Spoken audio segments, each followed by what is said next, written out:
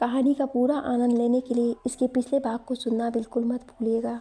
उसका लिंक मैं आपको डिस्क्रिप्शन बॉक्स पर दे दूँगी और साथ में कमेंट बॉक्स में पिन भी कर दूँगी, तो आप वहाँ से भी जाकर सुन सकते हैं।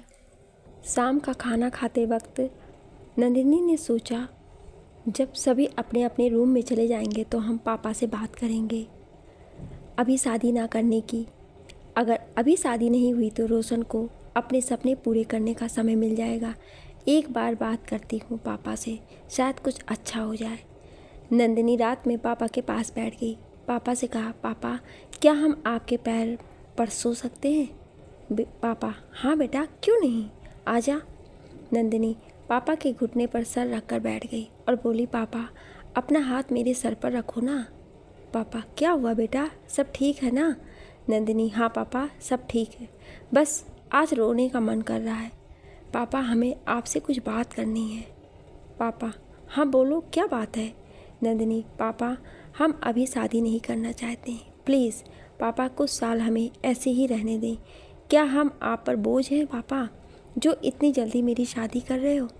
हमें अभी आप सबके साथ समय बिताने हैं, कुछ बनना है, अपने सपने पूरे करने हैं। प्लीज़ पापा, मैं बाहर जाकर पढ़ना चाहती हूँ, कुछ बनना चाहती हूँ, आप सबकी सेवा करना चाहती हूँ। पापा, पर आपकी उम्र हो गई है बेटा शादी करने की। बेटियाँ जिम्मेदारी होती हैं एक पिता की, फिर ड्यूटी में कल होकर कुछ हो गया हमें तो आपकी माँ कैसे करेगी आप दोनों बहनों की शादी? नंदिनी, आप ऐसी बातें ना करो पापा, नहीं तो मैं रो दूँगी। पापा, नंदिनी आप शादी के बाद भी तो पढ़ सकते हो। नंदिनी, अगर मेरे ससुराल वाले नहीं पढ़ने दिए तो, और जॉब नहीं करने दिए तो, प्लीज़ पापा मेरे लिए, मेरी खुशियों की खातिर आप अभी शादी के लिए ना कह दें। पापा प्यार से नंदिनी के सर को चूमते हुए सर को सहलाने लगे। नंदिनी को पापा का प्रेम देखकर आंखों में आंसू आ गए। तभी पापा ने पूछा, बेटा आपको कोई पसंद है तो बताओ। नंदिनी, नहीं पापा अभी नहीं, अभी सिर्फ अपने लक्ष्य की तरफ ध्यान है मेरा, जब ऐसा कुछ होगा तो आपको ज़रूर बताऊंगी। इतना कह नंदिनी पापा के गले लग जाती है। मन में सोचती है, मेरे पापा ग्रेट है, मेरे पापा जैसा कोई नहीं है। आंखों में खुशी के आंसू छलक आते हैं। जब पलक उठाकर देखी तो देखा पापा के ही आंखों के कोरों में आंसू की कुछ बूंदें हैं। शायद ये एक बेटे के लिए प्रेम हो। पापा नंदिनी को प्यार से सर को सहलाते हुए कहते हैं, ठीक है बेटा, जब तुम्हारा मन हो तब बता देना, उसी वक्त शादी की तैयारी करेंगे। अभी रात बहुत हो गई है, आप जाकर आराम कर लो, सुबह ट्यूशन भी जाना होगा। नंदिनी, जी पापा, आई लव यू पापा, आप दुनिया के सबसे अच्छे पापा हो, गुड नाइट। नंदिनी बहुत खुश थी। रात में अनेकों सपने लेकर सो गई। सुबह बहुत अच्छे से तैयार होकर ट्यूशन गई। आते वक्त नंदिनी की नज़र रोशन की ढूंढ रही थी। रोशन कहीं नहीं दिखा। नंदिनी थोड़ी परेशान हो गई, खुद में ही बड़बड़ाई, ऐसे तो हर वक्त रास्ते में घूमते रहता है, आज इतनी खुशी की बात बतानी थी तो पता नहीं कहाँ गायब है। सच में बेवकूफ़ है। सोनी, क्या हुआ दीदी, क्या बड़बड़ा रहे हो? नंदिनी, कुछ नहीं, तू अपने रास्ते पर ध्यान दे, ठीक से चल, कहीं गिर ना जाना। सोनी, आपकी तरह मैं नहीं हूँ, मैं सही रास्ते देखकर चल रही हूँ, आप ही पता नहीं क्या सोच रही हो और कैसे चल रही हो। घर आकर नंदिनी छत पर गई, शायद रोशन दिख जाए, पर रोशन नहीं दिखा। नंदिनी सोच में डूब गई, पता नहीं क्या हुआ, रोशन कहीं हमसे नाराज़ तो नहीं, पर वो हमसे नाराज़ क्यों होगा। तभी बुआ दादी की आवाज़ आई, नंदिनी नीचे आ, देख तुमसे सुजाता मिलने आई है, उससे कुछ बुक चाहिए तुमसे, आकर दे दो। नंदिनी, सुजाता मेरा बुक क्या करेगी? अरे उसे रोशन तो नहीं भेज दिया। नंदिनी दौड़ कर नीचे आने लगी, तभी उसके पैर स्लिप कर गए और नंदिनी सीढ़ी पर से गिर गई। गिरते ही बेहोश हो गई, सर से खून निकल रहे थे। सभी दौड़ते हुए नंदिनी के पास पहुँचे, देखा नंदिनी बेहोश है। बुआ दादी सोचने लगी, नंदिनी को डॉक्टर के यहाँ कैसे ले जाएं, घर पर कोई है भी नहीं। सोनी भागकर पापा के पास फ़ोन की, पापा आप जल्दी आओ, दीदी सीढ़ियों से गिर गई है।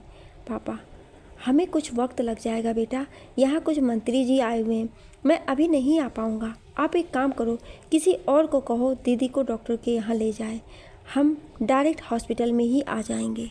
सोनी, ठीक है पापा। तभी सुजाता बोली, दादी जी आपको अगर सही लगे तो मैं भैया को बोलूँ, वो गाड़ी से नंदिनी को हॉस्पिटल ले जाएगा। दादी, हाँ बेटा, जा जल्दी से बोल, पता नहीं क्यों इसे होश भी नहीं आ रहा है। सोनी जल्दी से पानी लेकर आ, थोड़ा छींटे मारूं, शायद होश आ जाए। सोनी, हाँ दादी अभी लाती हूँ। बुआ दादी ने चेहरे पर पानी के छींटे मारे पर नंदिनी को होश नहीं आया। सोनी रोने लगी, दीदी आपको क्या हो गया? आप जल्दी से होश में आओ ना, मुझे डर लग रहा है आपको ऐसे देखकर। दीदी उठो। सुजाता जैसे ही रोशन को ये खबर देती है, रोशन जैसे था वैसे ही भागता हुआ नंदिनी के पास आया, उसे गोद में उठाकर गाड़ी में बैठाया। नंदिनी को पकड़कर बुआ दादी और सोनी पीछे बैठ गए। आगे रोशन ड्राइविंग सीट पर बैठकर गाड़ी को तेजी से चलाने लगा। बीच बीच में पीछे मुड़कर नंदिनी को देखता। उसे नंदिनी की यह हालत देख आंखों से आंसू बह रहे थे। गाड़ी तेज से बढ़ाते हुए हॉस्पिटल पहुंचा। नंदिनी को गोद में उठाकर हॉस्पिटल में एडमिट किया। डॉक्टर साहब नंदिनी का इलाज कर रहे थे। रोशन वहीं खड़ा दरवाजे के पास नंदिनी को महसूस कर रहा था। आज रोशन को अजीब सी बेचैनी हो रही थी, मन घबरा रहा था। दिमाग में बस एक ही बात चल रही थी, मेरी नंदिनी को कुछ ना हो, ईश्वर कृपा करना। रोशन बस रोए जा रहा था। दादी और सोनी कुछ दूरी पर एक बेंच पर बैठे हुए थे। सोनी दादी के गले लगकर रो रही थी। दीदी ठीक हो जाएगी ना दादी? बुआ दादी, हाँ मेरा बच्चा, नंदिनी ठीक हो जाएगी। अभी तक डॉक्टर जांच ही कर रहे हैं, पता नहीं उसे क्या हुआ है, एक बार डॉक्टर से रुककर पूछ कर आते हैं। तभी डॉक्टर कमरे से बाहर आते हैं। रोशन डॉक्टर का हाथ पकड़कर बोला, डॉक्टर साहब प्लीज़ बताइए क्या हुआ नंदिनी को, उसे होश क्यों नहीं आ रहे थे? डॉक्टर, घबराने की कोई बात नहीं है, नंदिनी अब ठीक है। पैर और कमर की हड्डी टूट गई है जिसका ऑपरेशन कर दिया है। सर पर ज़्यादा चोट लगने के कारण उसे होश नहीं आ रहे थे। आप जाकर मिल सकते हो, पर अभी नंदिनी बेहोश है, कुछ घंटे बाद होश में आ जाएगी। रोशन, बहुत बहुत धन्यवाद आपका डॉक्टर साहब, बस मेरी नंदिनी को जल्दी से ठीक कर दें। आप जो कहेंगे, जितना पैसा कहेंगे हम देने के लिए तैयार हैं। तभी नंदिनी के पापा आते हैं। क्या हुआ नंदिनी को? नंदिनी कहाँ है? रोशन इशारा करता है कमरे की तरफ। नंदिनी के पापा सोनी और बुआ दादी नंदिनी को देखने कमरे में चले जाते हैं। रोशन सोचने लगा, हम कैसे जाएं कमरे में? सोनी बाहर आए तो रोशन सोनी का हाथ पकड़ते हुए बोला, कैसी है नंदिनी, क्या उसे होश आया? सोनी, हाँ थोड़ा थोड़ा दीदी को होश आ रहा है। रोशन, हमें देखना है एक बार नंदिनी को, क्या तुम मुझे मिलवा सकती हो? सोनी, हाँ पापा जब डॉक्टर से मिलने जाएंगे तो तुम नंदिनी से मिल लेना। रुको अभी आती हूँ पापा के पास से। पापा आप एक बार डॉक्टर से मिल लीजिए, दीदी के बारे में अच्छे से समझ लीजिए डॉक्टर से। पापा, ठीक है बेटा आप बैठो दीदी के पास, हम अभी आते हैं। बुआ दादी, सोनी तुम बैठो नंदिनी के पास, हम जरा वॉशरूम से होकर आते हैं। तभी सोनी रोशन को इशारा की, आ जाओ। रोशन जब कमरे में आया तो सोनी बाहर आ गई। रोशन नंदिनी के सर को चूमते हुए बोला, अब आप कैसी हो नंदिनी? आपने तो मेरी जान ही निकाल दी थी। अगर आप ठीक नहीं होती तो मैं जिंदा कैसे रह पाता? मैं तो आपके ना होने की सोच से ही डर गया था। नंदिनी धीमी आवाज़ में बोली, आप रो रहे थे? रोशन, हट पागल, लड़के भी क्या रोते हैं, और मैं लड़का हूँ, मैं क्यों रो? मैं नहीं रो रहा था। नंदिनी, सच में? रोशन, हाँ सच में, मैं नहीं रो रहा था, वो तो मेरा दिल रो रहा था, तुम्हारी याद में, तुम्हारी फिक्र में। लव यू नंदिनी, हम आपको बहुत चाहते हैं। आज मुझे एहसास हुआ आपके बिना शायद मेरी ज़िंदगी अधूरी है, कभी मेरा साथ ना छोड़ना। रोशन की पलकें भीग गई, नंदिनी की आंखों में भी आंसू आ गए। नंदिनी रोशन के हाथ को होठों से चूमते हुए कहा, लव यू रोशन, हमें भी आपसे दूर होना अच्छा नहीं लगता। रोशन, अब मुझे जाना होगा, पर जाने का दिल नहीं कर रहा है। दिल कर रहा है कि आपके पास यूं ही बैठा रहूं, पर मेरा यहाँ बैठना शायद आपके पापा को पसंद ना आए, इसलिए जाना होगा। आप अपना ख्याल रखिएगा। नंदिनी, मेरे लिए आपसे बहुत सारी बातें करनी है। नंदिनी, आओगे ना हमसे मिलने यहाँ हॉस्पिटल में? रोशन, कैसे कहूँ कि फिर आऊँगा मिलने, मेरा आना शायद आपके परिवार को अच्छा ना लगे नंदिनी, पर कोशिश करूँगा। तभी पापा ने दरवाज़ा खोला, अंदर रोशन था। रोशन थोड़ा डर गया, पता नहीं क्या सोचेंगे अंकल मेरे बारे में। तभी सोनी ने कहा, पापा आज रोशन ने ही दीदी को सही समय पर हॉस्पिटल लेकर आए। पापा, बहुत बहुत शुक्रिया बेटा जो तुम नंदिनी को लेकर आए। रोशन, अंकल शुक्रिया जैसे कोई बात नहीं, आप सब तो मेरे अच्छे पड़ोसी हैं और पड़ोसियों की मदद करना तो अच्छी बात है। प्रणाम अंकल, अब हमें निकलना होगा, बच्चे को ट्यूशन पढ़ाने का टाइम हो गया है। रोशन एक कदम आगे बढ़कर फिर पीछे मुड़कर देखा। नंदिनी की आंखों में आंसू थे, वो शायद कुछ कहना चाह रही हो। रोशन फिर से नंदिनी के पास गया और बोला, क्या आपको कुछ कहना है मुझसे? नंदिनी, हाँ। रोशन, कहिए, हम आपके पास हैं। नंदिनी, यूँ न जाओ, भर नज़र देख तो लेने दो, क्योंकि बेताब तमन्नाओं की कसक रहने दो, मंजिल को पाने की कसक रहने दो। आप चाहे रहो नज़रों से दूर, पर मेरी आंखों में अपनी एक झलक रहने दो। नंदिनी और रोशन की बातें हो ही रही थी कि नंदिनी की माँ नंदिनी के पास आई। नंदिनी चारों तरफ से अपने परिवारों से घिरी हुई थी। रोशन नंदिनी से दूर होता जा रहा था। रोशन नंदिनी की आंखों से ओझल होते हुए हॉस्पिटल से बाहर आ गया।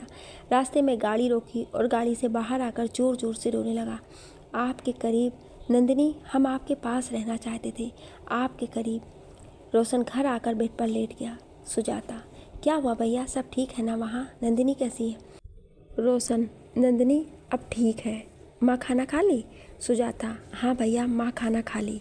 रोशन, जाओ तुम भी आराम कर लो, कुछ देर हमें अकेला छोड़ दो। सुजाता, ठीक है भाई, तुम आराम करो। रोशन, अच्छा रुक जा सुजाता, मैं तुम्हें जो चिट्ठी दिया था सुबह, वो तुमने नंदिनी को दी थी या नहीं? सुजाता, नहीं दे पाई। जब नंदिनी हमसे मिलने नीचे आ रही थी तभी वो सीढ़ियों से नीचे गिर गई थी। रोशन, ठीक है, वो चिट्ठी तुम हमें दे दो, और इस चिट्ठी के बारे में नंदिनी, सोनी किसी को ना बताना। सुजाता, इस चिट्ठी में ऐसा क्या है जो उन सबको नहीं बताना चाहते? रोशन, कुछ नहीं। सुजाता अपने कमरे में आ गई। रोशन बेड पर कमर के पास पीछे तकिया लगाकर बैठ गया और आंखें बंद कर नंदिनी के बारे में सोचने लगा। क्यों हुआ नंदिनी के साथ ऐसा? ऐसा नहीं होना चाहिए था।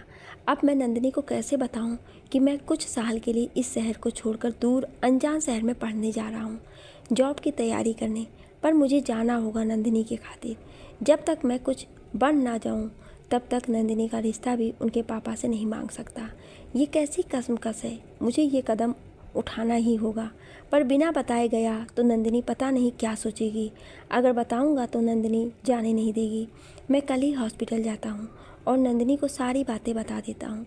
वो समझदार है, ज़रूर समझेगी मेरी भावनाओं को। Love you Nandini. काश आप मेरी बात समझ सकें। सुबह सुबह रोशन तैयार होकर नंदिनी के पास जाने लगा। तभी सुजाता ने रोका, भाई ऐसे इतनी सुबह ना जाओ।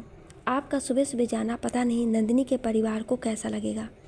रोशन, पर मुझे नंदिनी से बात करनी है, उसे बताना है कि मैं दूसरे शहर पढ़ने के लिए जा रहा हूँ। सुजाता, आप शाम तक चले जाना, पर अभी नहीं भाई। रोशन, अच्छा ठीक है। रोशन अपने कमरे में बेड पर लेट गया और नंदिनी को याद करने लगा। नंदिनी के ख्यालों में खो गया। उसे तो बस नंदिनी की ही फिक्र थी। अपना तो जैसे सारा काम भूल गया था। ना टाइम पर खाता, ना समय पर सोता और ना पढ़ने में मन लग रहा था। नंदिनी को याद करते हुए रोशन कुछ शायरी लिखने बैठ गया। अपनों का बिछड़ना अजीब लगता है, उनकी यादों में जीना अजीब लगता है, धीरे धीरे से बिखरना अजीब लगता है। दुनिया के बिछड़ने से फ़र्क नहीं पड़ता, बस कुछ अपनों से बिछड़ना अजीब लगता है। Love you Nandini, miss you my love. तभी सोनी की आवाज़ आई, रोशन आप घर पर हो क्या? मेरे साथ हॉस्पिटल चलिएगा। रोशन हॉस्पिटल का नाम सुनते ही खुशी से उछल पड़ा। होठों पर मुस्कान आ गई। अपने जज्बातों पर काबू करते हुए रोशन धीरे से कहा, कब चलना है सोनी? सोनी, अभी तुरंत, दीदी के पास खाना लेकर जाना है। आप तैयार हो जाओ रोशन। रोशन, मैं तैयार हूँ, मुझे कौन सा मेकअप करना है, तुम लड़कियों जैसा। सोनी, ज़्यादा मेरा मजाक ना उड़ाओ, नहीं तो पापा को बता दूँगी। रोशन, क्या बता दोगी पापा से? सोनी, तुम्हारे और नंदिनी के रिश्ते के बारे में। रोशन, तब तो बड़ी मेहरबानी होगी आपकी, हो सके तो अभी ही बता दीजिए अपने पापा को। वो कहते हैं ना, कल करे सो आज कर, आज करे सो अब। सोनी, ज़्यादा दिमाग मत चलाओ, चलो जल्दी। सोनी और रोशन हॉस्पिटल पहुँचे। नंदिनी आंखें बंद कर लेटी हुई थी। माँ नंदिनी के पैर दबा रही थी। माँ, आ गई सोनी, तुम बैठो दीदी के पास, हम आते हैं थोड़ा फ्रेश होकर। सोनी, ठीक है माँ, आप फ्रेश हो जाओ, तब तक हम दीदी को उठाकर कुछ खिला देते हैं। रोशन, सोनी प्लीज़, ये काम हमें करने दो। रोशन नंदिनी के सर को प्यार से चूमता है। नंदिनी आंखें खोली तो देखा रोशन सामने खड़ा है। नंदिनी बैठने का इशारा करती है। रोशन, अब कैसा लग रहा है? नंदिनी, तुम्हें देख ली तो समझो मैं ठीक हो गई। रोशन, नंदिनी, आपको बता नहीं सकते कि हम कितना परेशान थे आपसे मिलने के लिए। सोनी, बातों से पेट ना भरा हो तो लो खाना खा लो, दीदी, रोशन हमें ताना दे रही है सोनी। सोनी, ना ना ना, हम क्यों ताना देने लगे। रोशन नंदिनी को बेड पर बैठाता है और अपने हाथों से नंदिनी को खाना खिलाता है। नंदिनी की आंखों में खुशी के आंसू थे, लगा जैसे सारी दुनिया मिल गई इस एक पल में। तभी रोशन बोला, नंदिनी हमें आपसे कुछ बात करनी है, ज़रूरी बात। नंदिनी, हाँ कहो। रोशन, मैं कुछ साल के लिए इस शहर से दूर दूसरे शहर पढ़ने जा रहा हूँ, जॉब की तैयारी करने, ताकि जॉब लगते ही आपका रिश्ता आपके पापा से मांग सकूँ। आपको कोई एतराज़ तो नहीं। नंदिनी एक पल के लिए खामोश हो गई, फिर धीरे से कहा, तुम अपने लक्ष्य की तरफ ध्यान दो, हम अपने आप को समझा देंगे, पर बीच बीच में मिलने ज़रूर आना, हम इंतज़ार करेंगे और फ़ोन पर हर रोज़ बात करना, तभी जाने की इजाज़त दूंगी। रोशन, आपका हुक्म सराखों पर। आपके लिए नया मोबाइल लाया था नंदिनी, मैं इसी पर कॉल करूँगा। नंदिनी, हम ये मोबाइल नहीं ले सकते, मोबाइल लेकर हम अपने पापा के सम्मान को ठेस नहीं पहुंचाना चाहते हैं। रोशन, गिफ्ट समझ कर ले लीजिए नंदिनी। नंदिनी, सॉरी रोशन, पर नहीं ले सकती, वैसे भी पापा बोले थे वो मेरे लिए मोबाइल खरीद देंगे। रोशन, अगर आप मोबाइल लेती तो हमें अच्छा लगता, पर कोई बात नहीं, हमें कल ही निकलना है, आप जल्दी से ठीक होकर घर चले जाइए, फिर हम आपके घर पर ही कॉल करेंगे। नंदिनी, ठीक है, पर तुम्हारा जाना हमें अच्छा नहीं लग रहा है, बहुत याद आएंगे तुम्हारा वो चुपके चुपके से देखना, वो छत पर फुल आवाज़ में गाना बजाना, वो छोटी छोटी शायरी लिखना हमें याद आएगी, तुम्हारी हर बात मिस करेंगे आपको बहुत ज़्यादा। तभी माँ आई, बोली, खाना खा ली नंदिनी। नंदिनी, हाँ माँ, खाना खा ली। माँ, कैसे हो रोशन, घर पर सब ठीक है ना। तुम्हारी माँ कैसी है, वो ठीक है ना। नंदिनी, तुम्हारे बारे में बताई थी कि रोशन मेरा अच्छा दोस्त है। रोशन, जी आंटी, सब ठीक है, कल मैं दूसरे शहर जा रहा हूँ जॉब की तैयारी करने। वही नंदिनी को बता रहा था, एक वादा चाहिए था आंटी आपसे। माँ, हाँ बेटा बोलो। रोशन, आंटी, जब तक हम ना आए तब तक आप नंदिनी की शादी कहीं ना करिएगा। माँ, इसके लिए तो हाँ नहीं कर सकती, पर कोशिश करूँगी कि नंदिनी की शादी अभी ना हो। मैं तो बस बच्चों की खुशी चाहती हूँ, जिसमें बच्चे खुश उसमें हम भी खुश। रोशन, माँ के पाँव छूते हुए, आंटी आप मुझे आज्ञा दें, मैं सफल होकर लौटूँ। माँ, मेरा आशीर्वाद हमेशा तुम सबके साथ है। रोशन जाने लगा तो फिर नंदिनी ने कहा, तुम कल आ रहे हो ना हॉस्पिटल में, जाने से पहले एक बार मिलने आ जाना। रोशन, ठीक है, मैं आ जाऊँगा, तब तक अपना ख्याल रखना और इस बुद्धू सोनू से बच के रहना। सोनी, अब मैंने क्या बिगाड़ा है। माँ देखो, ये मुझे बुद्धू बोल रहे हैं। माँ, ना ना, नटखट बेटी है। बेटा बुद्धू नहीं, ये मेरी समझदार बेटी है। रोशन, ठीक है, मुझे निकलना होगा, कल के लिए भी पैकिंग भी करनी है। रोशन वहाँ से आकर जाने की तैयारी करने लगा। उधर नंदिनी को जैसे सदमा सा लग गया था, कैसे रोशन के बिना इतने दिन रहूँगी। सुबह सुबह रोशन तैयार होकर बैग पैक कर हॉस्पिटल आया नंदिनी को बाय करने। नंदिनी, तुम चिट्ठी तो लिखोगे ना, हमें तुम्हारा चिट्ठी लिखना पसंद है, मेरे लिए हर महीने एक चिट्ठी जरूर लिखना रोशन। रोशन नंदिनी का हाथ अपने हाथ में लेते हुए कहा, आपको कैसा लगा नंदिनी कि आपको हम याद ना करेंगे। आपका ख्याल दिल से जाएगा तभी तो याद ना आने की बात होगी। आप तो हर वक्त मेरे ख्यालों में रहती हैं, इस तरह से बोलेंगे तो हम शायद जा भी ना पाएँ। नंदिनी और रोशन की आंखों में आंसू आ गए थे। बिछड़ने की घड़ी जो आ गई थी, और अपने प्यार से बिछड़ना किसे अच्छा लगता है। रोशन नंदिनी के सर को चूमकर सभी को प्रणाम किया और वहाँ से स्टेशन निकल गया। नंदिनी बस देखती रह गई, आंखों में आंसू लिए। रोशन नए शहर में एक होटल में रुका, आराम कर नए किराए के घर को ढूंढने निकल गया। बहुत ढूंढने पर एक रूम मिला, जिसके बगल में एक पूरा परिवार रहता था। रोशन दूसरे दिन ही अपना सारा सामान लेकर किराए के घर में शिफ्ट हो गया। खाना खाकर शाम में नई लाइब्रेरी ज्वाइन की। कुछ दिन रोशन को वहाँ सेट होने में लग गया। इस बीच रोशन को थोड़ा भी टाइम ना मिला नंदिनी से बात करने के लिए। एक शाम रोशन पढ़ रहा था, तभी एक खूबसूरत सी लड़की चाहते हुए दरवाजे पर आई। नीली आंखें, लंबे घुंघराले बाल, कोमल शरीर, जीन्स और टॉप पहनी हुई थी। दरवाजे पर खड़े होकर बोली, आपका नाम क्या है। खैर छोड़ो, आपका जो भी नाम हो, मेरी माँ आपको आज खाने पर बुला रही हैं। मेरे छोटे भाई का आज बर्थडे है, तो आप आ जाइएगा। रोशन, ठीक है, मैं आ जाऊँगा। रात का खाना खाने के बाद रोशन बेड पर लेटा हुआ था और नंदिनी को याद कर रहा था। इतने दिन हो गए नंदिनी से बात भी नहीं हुई, ना उसे कोई खत लिखा। मालूम नहीं क्या सोच रही होगी मेरे बारे में। उसके पैर ठीक हो गए या नहीं, अभी फ़ोन लगाकर बात कर लेता हूँ। फ़ोन किया तो बुआ दादी फ़ोन उठाई। हेलो, कौन? रोशन।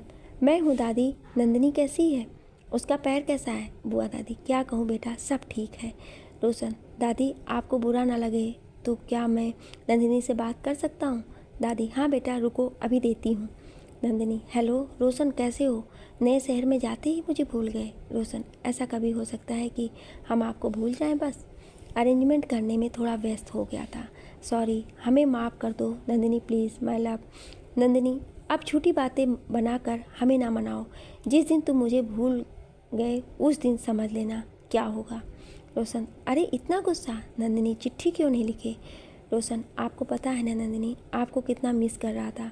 काश आप भी हमारे साथ यहाँ होते। नंदिनी, काश कि ऐसा हो, तुम सोचो और मैं तुम्हारे पास आऊँ, पर मैं तो ठीक से चल भी नहीं पाती। खैर, एक बात पूछूँ आपसे रोशन? रोशन, जितनी बात पूछनी है पूछ सकते हो, आपको हमसे परमिशन लेने की कोई ज़रूरत नहीं है। वैसे आप कहो तो हम आ जाते हैं गोद में उठाने, फिर तो आपको चलना भी ना पड़ेगा। नंदिनी, मजाक छोड़िए रोशन, आप हमें भूलेंगे तो नहीं? अगर कोई हमसे भी अच्छा मिल जाए तो? रोशन, ये कैसी बातें कर रही हो आप नंदिनी, ऐसा कभी नहीं हो सकता, इतना तो विश्वास कर ही सकते हो हम पे। तभी बुआ दादी की आवाज़ आई। नंदिनी, कितना बात करोगी, फ़ोन रखो, रात बहुत हो गई है, जाकर आराम करो। नंदिनी, ठीक है दादी। नंदिनी, हमें फ़ोन रखना होगा, पर जब भी आपको टाइम मिले तो कॉल ज़रूर करना और चिट्ठी भी लिखना, हम इंतज़ार करेंगे। Love you, bye. रोशन, ठीक है, आप अपना ख्याल रखना, फ़ोन रखते हैं, टाइम मिले तो ज़रूर चिट्ठी लिखेंगे, बाय, लव यू टू। रात में नंदिनी बेड पर लेटी सोच रही थी, अगर रोशन वही किसी को पसंद कर लिया तो? पैर में फ्रैक्चर के कारण मैं भी वहाँ नहीं जा सकती। काश हम दोनों साथ में पढ़ाई करते, मेरा भी पढ़ाई रुका हुआ है, बस जल्दी से ठीक हो जाऊँ। सुबह सुबह जब रोशन टहलने के लिए घर से निकला तो सामने वही लड़की सभी पौधों में पानी दे रही थी। सूर्य के प्रकाश के साथ वो लड़की भी दूर से ही चमक रही थी, जैसे सूर्य और चांद एक साथ हों। रोशन एक घड़ी के लिए उसे एकटक देखता रहा। मन में ख्याल आया, पागल हो गया हूँ क्या मैं? यूँ किसी अनजान लड़की को देखना, उसकी तरफ आकर्षित होना अच्छा नहीं। अपने लिए तो नंदिनी ही दुनिया की सबसे खूबसूरत और समझदार दोस्त है। तभी वो लड़की पास आकर बोली, हाय, मेरा नाम सौम्या है। माँ मुझे प्यार से सीबू बुलाती हैं। वैसे इतना ध्यान से क्या देख रहे थे? देखने में ठीक ठाक हो, पर इसका मतलब ये नहीं कि मुझे लाइन मारो। रोशन, मैं कोई लाइन वाइन नहीं मार रहा था, मैं तो बस टहल रहा था। सौम्या, अरे मैं मजाक कर रही हूँ पागल, मेरी बातों का यूँ सीरियस ना लेना। रोशन अपने कमरे में आकर आराम करने लगा। कुछ दिन ऐसे ही बीता। धीरे धीरे रोशन को सौम्या का बेबाकपन अंदाज अच्छा लगने लगा। जब भी रोशन अपनी पढ़ाई से फ्री होता तो सौम्या से बातें करने लगता। नंदिनी रोशन खत और फ़ोन का इंतज़ार कर रही थी। 1 महीना भी बीत गए, अभी तक रोशन का एक भी खत ना आया। नंदिनी ने सोचा हो सकता है वो अपनी पढ़ाई में बिजी होगा, कोई बात नहीं, हम ही मिल लेते हैं। अब तो मैं ठीक भी हो गई हूँ, पर मेरा इस तरह जाना माँ पापा को शायद ठीक ना लगे। पर एक बात है, अब रोशन पहले जैसा बात नहीं करते। कहीं रोशन हमसे छल तो नहीं कर रहे हैं? रोशन कभी कभी नंदिनी को फ़ोन कर लेता, थोड़ा सा बात करता और कहता, मेरे पास वक्त बहुत कम है, अभी फ़ोन रखते हैं नंदिनी, फिर टाइम मिलने पर बात करेंगे। नंदिनी ठीक है कहकर फ़ोन रख देती। कुछ साल बाद रोशन को जॉब लग गया, वो एक इंजीनियर बन गया था। इधर नंदिनी भी अपनी पढ़ाई पूरी कर बीएड में एडमिशन ले ली, पर उसे हर वक्त रोशन का ही ख्याल आता। ना जाने कितने खत लिखे होंगे नंदिनी ने, अभी तक एक भी खत का जवाब ना आया, ना कोई फ़ोन। नंदिनी डर जाती, कहीं हमें रोशन भूल तो नहीं गया, कहीं उसका प्यार एक छलावा तो नहीं था। एक शाम सौम्या छत पर टहल रही थी। रोशन, क्या कर रहे हो आप? सौम्या, कुछ नहीं, आज आप ड्यूटी से बहुत जल्दी आ गए। रोशन, हाँ, कुछ ज़्यादा काम नहीं था इसलिए चला आया। आज अपने घर की बहुत याद आ रही थी, मन किया घर चला जाऊं, पर छुट्टी नहीं मिल रही है। सौम्या, आपके घर में कौन कौन है? रोशन, माँ, बहन और मेरी याद। सौम्या, याद मतलब? रोशन, कुछ नहीं, तुम नहीं समझोगे, खैर छोड़ो ये सब बातें, चलो आंटी के हाथ के पकोड़े खाते हैं। सौम्या, आपकी सादगी और आपका क्यूटनेस हमें बहुत पसंद है, आप मुझे बहुत अच्छे लगते हो। रोशन, बातों को इग्नोर करते हुए, चलो पकोड़े ठंडे हो जाएंगे। सौम्या, रोशन आप मेरी बातों को जानबूझकर सुनना नहीं चाहते हैं या कुछ और बात है? रोशन, कुछ नहीं, क्या बात होगी? मेरा तो एक ही मंत्र है, खाओ पियो मस्त रहो, टेंशन मत लो, जो होगा देखा जाएगा। सौम्या, क्या मैं अच्छी लड़की नहीं? रोशन, किसने कहा तुम अच्छी नहीं हो, बस थोड़ी बदरिया जैसी लगती हो। सौम्या, तुम मुझे बदरिया बोल रही हो? तो फिर मुझे यूँ चुपके चुपके क्यों देखते थे? रोशन, नज़र है तो चली गई तुम पर, अब इसमें मेरी क्या गलती है? वो तो नज़र की गलती है। सौम्या, मेरी बातों का सीधा जवाब क्यों नहीं देते आप? रोशन, अपने कैरियर पर ध्यान दीजिए, इस समय सौम्या ये सब बातें करना फिजूल है, बेकार है। आप ऊपर रहो, हम जा रहे हैं नीचे। सौम्या रोशन को देखते हुए मुस्कुराई और मन में सोची, आपको एक दिन अपना ना बनाया तो फिर मेरा नाम सौम्या नहीं, आपको तो रोशन हम अपना बना कर ही रहेंगे। रोशन सीढ़ियों पर से उतरते हुए बोला, ख्याली पुलाव पक गया हो तो नीचे आ जाना। सौम्या आंख दिखाते हुए बोली, हाँ ठीक है, चलिए हम आते हैं। खड़ूस स्मार्ट दिखता है पर खड़ूस कितना है, कभी सीधे मुंह बात भी नहीं करता है। रोशन अपने कमरे में आकर नंदिनी को फ़ोन किया पर नंदिनी का कॉल लगा नहीं। रोशन परेशान हो गया, सोचा शायद इतने दिनों से बात नहीं किया इसलिए फ़ोन ऑफ की होगी। घर पर लगाकर सुजाता से पूछता हूँ, सब ठीक है ना? सुजाता फ़ोन उठाई। हेलो भैया, कैसे हो? रोशन, मैं ठीक हूँ, घर पर कैसे हैं सब? सुजाता, ठीक है भाई। रोशन, और नंदिनी वो कैसी है, कहाँ है? सुजाता, नंदिनी अब यहाँ नहीं रहती, कुछ महीने पहले ही यहाँ से कहीं पढ़ने चली गई है अकेले, सोनी यहीं रहती है। रोशन, क्या वो तुम्हें कुछ बता कर गई है? सुजाता, नहीं, आपने नंदिनी के साथ अच्छा नहीं किया भाई, वो आपके खत फ़ोन का इंतज़ार करती रही, जब भी हम आप पर कॉल करते तो आपका नंबर बंद बताता था भाई। रोशन, हाँ, फ़ोन कहीं खो गया था, दूसरा मोबाइल लिया है, पर अब सभी के नंबर नहीं हैं इसलिए बात नहीं कर पा रहा था किसी से, जैसे ही छुट्टी मिलती है तो हम घर आते हैं। सुजाता, ठीक है भाई, अब फ़ोन रखते हैं। रोशन, मैं कितना सच में बेवकूफ़ था, मुझे नंदिनी ने कहा भी था हर महीने खत लिखने को या फ़ोन करने को, पर मैं अपने काम में इतना बिजी हो गया कि खत और फ़ोन दोनों ही भूल गया। अब मालूम नहीं नंदिनी कहाँ है, कहीं वो मुझे भूल ना जाए। रोशन नंदिनी को याद करते करते भूखा ही सो गया। सुबह उठने पर रोशन का सर भारी भारी लग रहा था, बेड पर ही सर को पकड़े बैठा हुआ था रोशन। तभी सौम्या दरवाजे पर आई, कोई है, दरवाज़ा खोलो। रोशन, आ गई एक भयंकर तूफान, फिर से दिमाग ख़राब करेगी, पर इतनी भी बुरी नहीं है वो, मुझे भी तो उसका बोलना हंसना अच्छा लगता है।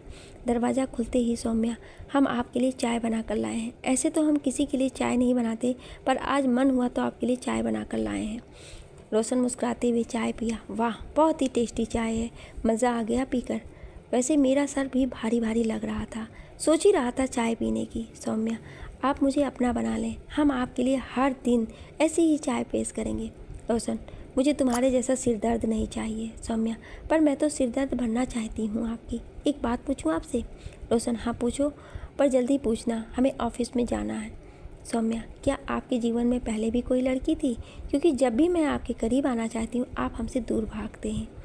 रोशन, इस वक्त मुझे लेट हो रहा है, आप अपने घर जाइए, हमें तैयार होकर ऑफिस जाना है। इतना बोलकर रोशन दरवाज़ा बंद कर दिया। सौम्या मेन गेट पर जाकर खड़ी हो गई। रोशन जब ऑफिस के लिए मेन गेट पर पहुंचा तो सौम्या ने रास्ता रोक लिया। रोशन, हटो सौम्या, रास्ते से, मुझे लेट हो रहा है। सौम्या, पहले आप बताओ, आप मुझे चाहते हो या नहीं? रोशन, ये कैसा सवाल है, अभी हटिए, हमें लेट हो रहा है। सौम्या, जब तक आप नहीं कहेंगे तब तक हम नहीं हटेंगे, आपको कहना पड़ेगा। रोशन किसी तरह सौम्या को हटाकर ऑफिस चला गया। इधर नंदिनी अपनी पढ़ाई में पूरी तरह व्यस्त हो गई। रोशन की याद आती तो उसकी लिखी हुई चिट्ठियाँ पढ़ लेती। पढ़ते पढ़ते ना जाने कितनी बार आंखों से आंसू छलक जाते। मन से एक ही बात निकलती, रोशन आपने ऐसा क्यों किया, मुझे क्यों भुलाए बैठे हो? काश की एक बार बात होती। कितने दिन हो गए हैं आवाज़ सुने हुए, आपको शायद मालूम नहीं रोशन, हम कैसे जी रहे हैं आपकी यादों के सहारे। काश हम आंखें बंद करते और आप मेरे सामने होते। क्यों ना घर पर फ़ोन करूं और सोनी से पूछूं रोशन का फ़ोन आया था या नहीं। नंदिनी घर पर फ़ोन की, सोनी फ़ोन उठाई। नंदिनी, सोनी, क्या रोशन का फ़ोन आया था? सोनी, नहीं दीदी, नहीं आया था, पर सुजाता बता रही थी रोशन फ़ोन किया था सुजाता के मोबाइल पर। नंदिनी, रोशन का नंबर लेकर हमें सेंड करना। सोनी, ठीक है दीदी। नंदिनी, अब रखते हैं, बाय, अपना ख्याल रखना। सोनी नंबर लेकर नंदिनी पर सेंड की। नंदिनी जब कॉल की तो सौम्या ने फ़ोन उठाया। नंदिनी, हेलो, कौन? सौम्या, हम सौम्या बोल रहे हैं, अभी रोशन बाथरूम में है। नंदिनी, ठीक है, जब रोशन बाथरूम से आ जाए तो उनसे कह दीजिएगा कि नंदिनी का फ़ोन आया था। सौम्या, ठीक है। सौम्या सोचने लगी, ये नंदिनी कौन है? रोशन से पूछती हूँ। तभी रोशन स्नान कर कमरे में आया। रोशन, सौम्या तुम यहाँ क्या कर रही हो? सौम्या, कुछ नहीं, आपसे मिलने आई थी, पर किसी नंदिनी का कॉल आया था आपके मोबाइल पर। रोशन खुश होते हुए, क्या नंदिनी का कॉल? पर आपने क्यों उठाया? आपको नहीं उठाना चाहिए था, मालूम नहीं नंदिनी क्या सोचेगी। अब आप जाइए और हमें अकेला छोड़ दीजिए। सौम्या, हम चले जाएंगे, पर पहले आपकी और नंदिनी की बातें सुनेंगे तब। रोशन, आप जाइए, नहीं तो हम आंटी को बुला लेंगे और बता देंगे कि आप हमें परेशान कर रही हैं। सौम्या, ठीक है, मैं जा रही हूँ। रोशन नंदिनी के पास कॉल किया। नंदिनी, कैसे हो आप? रोशन, हमें भूल गए ना? तभी तो नई गर्लफ्रेंड बना ली है। रोशन, अपनी धड़कन को कैसे कोई भूल सकता है? वैसे सौम्या अच्छी लड़की है, पर मेरी गर्लफ्रेंड नहीं। ये सब छोड़िए, आप बताइए आप कैसे हो? ठीक हो ना? आपको शायद मालूम नहीं आपके लिए कितना तड़पा हूँ। एक झलक पाने के लिए, बात करने के लिए, आवाज़ सुनने के लिए बता नहीं सकता कि आज मैं कितना खुश हूँ। आपको भूलने की तो मैं सोच भी नहीं सकता। बस कुछ व्यस्त हो गया था और मेरी मोबाइल भी खो गई थी जिसमें सभी के नंबर थे। नंदिनी, हमें भी तुम्हारी बहुत याद आ रही थी, हर पल हर लम्हा। बस उन पलों में उन खतों का ही सहारा था।